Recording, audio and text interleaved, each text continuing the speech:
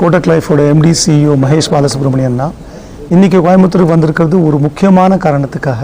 எங்கள் corporate social ரெஸ்பான்சிபிலிட்டிங்கிற program நாங்கள் வந்து கம்யூனிட்டிக்கு என்ன பண்ண முடியுமோ பண்ணக்கூடிய ப்ரோக்ராம் அது. அந்த ப்ரோக்ராம் மூலமாக இன்றைக்கி மொபைல் மெடிக்கல் வேன் இந்த ஏரியாவில் லான்ச் பண்ணுறதுக்காக நான் வந்திருக்கேன்.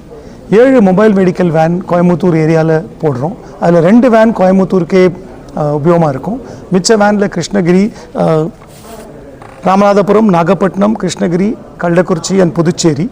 இதை தவிர 2 விருதுநகரில், 2 தூத்துக்குடியில், 3 சென்னையில், மொத்தம் 14 மொபைல் மெடிக்கல் வேன் ஆப்ரேட் ஆகும் தமிழ்நாட்டில்.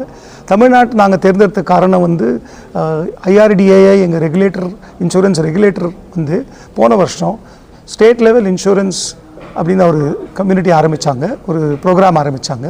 அந்த ப்ரோக்ராம் மூலமாக தமிழ்நாடும் பாண்டிச்சேரியும் கோட்டக் லைஃப்க்கு அலோகேட் பண்ணாங்க.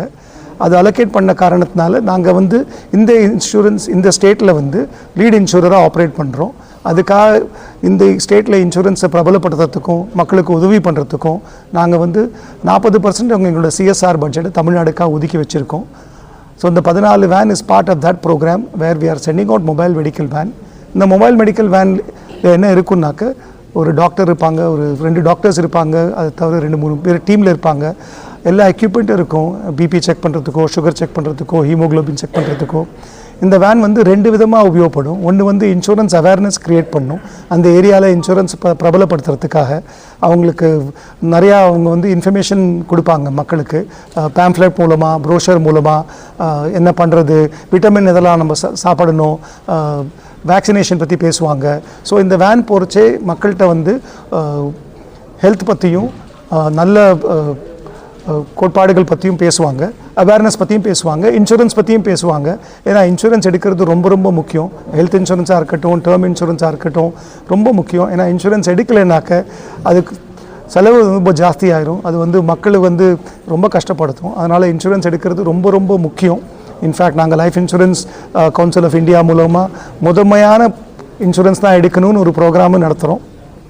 ஸோ இந்த insurance awareness will also be one of the criteria. Apart from that medical checkup பண்ணுவோம்.